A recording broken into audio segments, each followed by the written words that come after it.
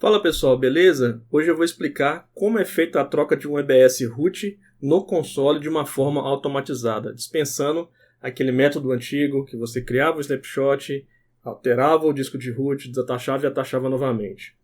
Eu deixei aqui um Apache, atualizando a cada 1 segundo essa página aqui, ó, EBS em produção. Deixei esse console aqui pingando o meu servidor web para a gente fazer esse lab. Eu coloquei um cronômetro aqui para a gente ver o downtime. Então é o seguinte, eu criei uma AMI e um snapshot, porque esse método você escolhe tanto uma AMI ou um snapshot de um disco. Ambos funcionam. Então é o seguinte, aqui está a nossa AMI que eu criei e aqui está o nosso snapshot, esse de baixo aqui. Você clica aqui em instâncias, clica em Action, Monitor, Replace Root Volume. Você clica aqui. Aí aqui você pode escolher tanto o snapshot, tanto a imagem. Ambos ele vai extrair o root e vai colocar no lugar desse root que está em produção. A gente vai trocar aqui pela imagem. Só clicar para criar essa task aqui. E a gente vai aguardar o downtime aqui. Se vai parar de atualizar. Quando for trocar aqui, aí já caiu. O ping ainda está funcionando. Vamos ver o funcionamento.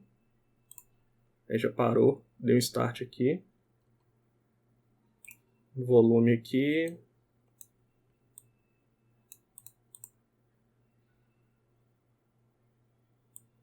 Dá uma atualizada.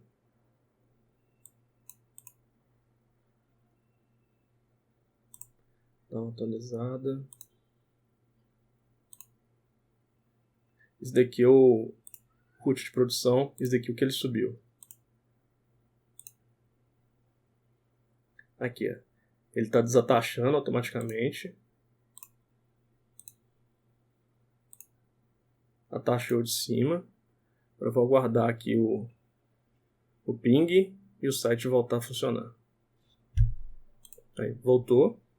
48 segundos. Ele conseguiu fazer a troca. Esperando a Apache subir agora.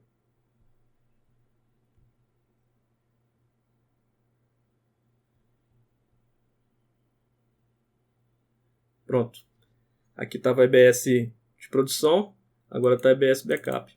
Dessa forma, a AWS colocou dentro do console aqui uma forma rápida de trocar o EBS root, sem precisar desatachar ele manualmente e atachar novamente. Qualquer dúvida, pode colocar aqui nos comentários. Valeu, galera!